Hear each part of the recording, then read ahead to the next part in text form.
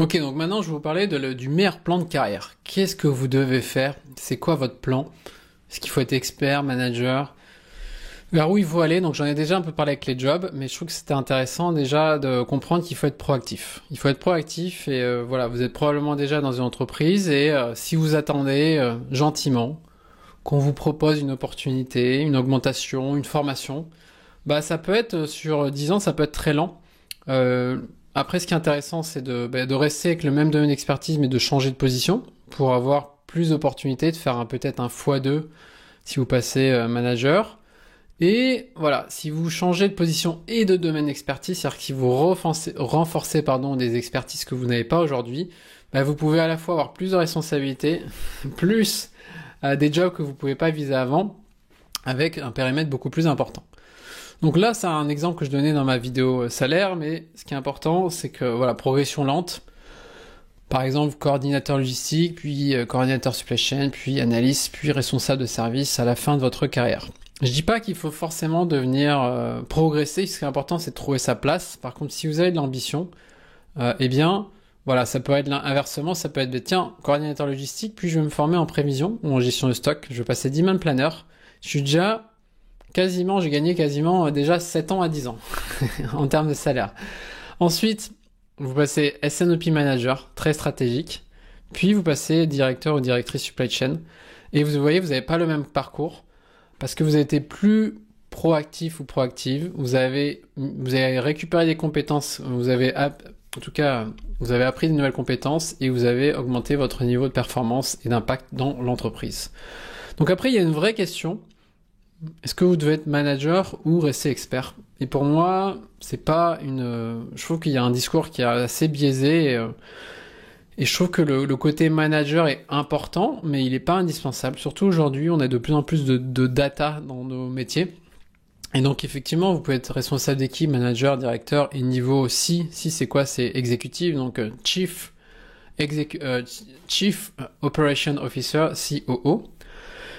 Mais vous pouvez être aussi un junior, un leader technique, un expert de domaine, un expert de l'entreprise, un expert reconnu dans l'industrie, comme par exemple je suis un expert en supply chain au niveau, on va dire, international. Je suis pas le meilleur, mais je fais partie des gens reconnus dans ce que je fais. Il n'y a pas de meilleur, il y a toujours des cas différents. Ce qui est important, c'est que d'un côté, management, c'est surtout du résultat. Et de la partie expertise, c'est surtout de la compétence. Et à la fin, les deux vont vraiment s'équilibrer et je vous invite, si vous avez cet appel pour être manager, d'explorer cette piste, vraiment de travailler sur vos compétences interpersonnelles, je reviendrai là-dessus.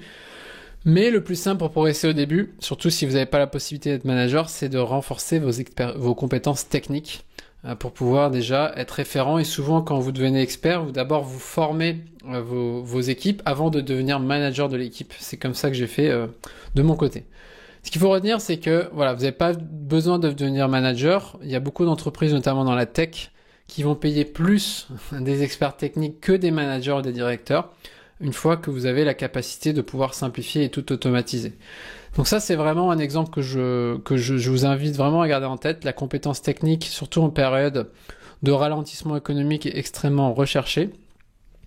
Et voilà, je redonne l'exemple, vous pouvez faire logistique coordinateur, puis voilà, vous étiez dans un secteur assez sous-traité, puis à un moment vous allez vous former en analyse de données, puis en prévision, puis vous allez devenir chef de projet, logistique, puis supply chain, puis à un moment supply chain manager, puis à un moment directeur. Ça c'est un bon exemple, c'est assez similaire de mon parcours.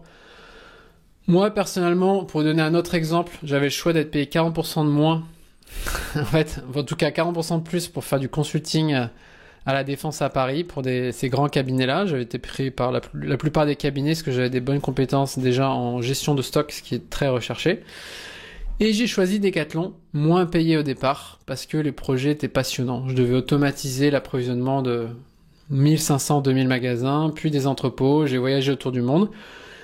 Et les projets étaient plus intéressants, donc j'ai développé mes compétences plus rapidement, je me suis éclaté, et finalement, je suis passé manager très rapidement et j'ai développé beaucoup plus rapidement mes compétences. Donc, réfléchissez pas que en termes de salaire, réfléchissez vraiment en termes de projet et utilisez votre intuition pour prendre la dernière décision.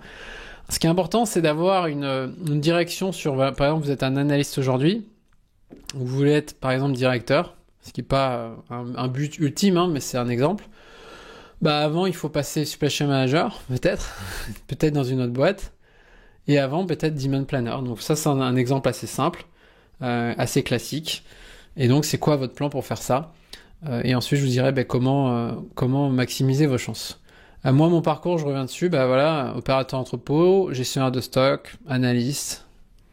Ensuite, j'ai fait de la data science avec le MIT et Decathlon, chef de projet logistique, expert gestion de stock, demand planner, chef de projet, supply chain manager, SNOP manager, et je suis passé par plein de pays comme j'avais expliqué avant.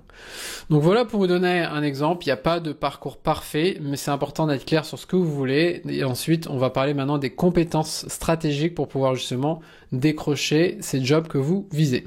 Voilà, j'espère que vous avez apprécié cette vidéo et ces conseils pour booster votre carrière. Maintenant, si vous voulez aller beaucoup plus loin sur les compétences stratégiques, eh bien, j'ai des masterclass gratuites pour vous avec des outils concrets que vous pouvez appliquer immédiatement sur la gestion de stock, sur comment mettre en place les bons KPI, les bons dashboards, sur comment générer des prévisions plus fiables avec l'expert d'Amazon, sur comment tout automatiser sur Excel et une nouvelle qui arrive sur le SNOP efficace et collaboratif.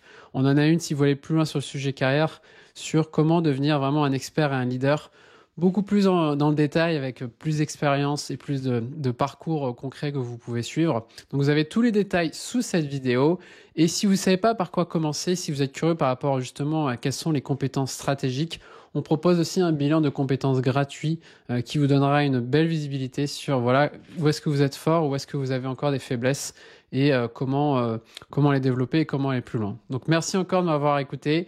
N'hésitez pas à laisser un petit commentaire, à nous laisser un petit like et à vous abonner. On a plein de contenus qui arrivent et ça nous aide beaucoup d'avoir vos retours et vos feedbacks pour pouvoir continuer à produire et à vous partager toujours plus d'outils et de méthodes concrètes. Ciao, ciao et à bientôt!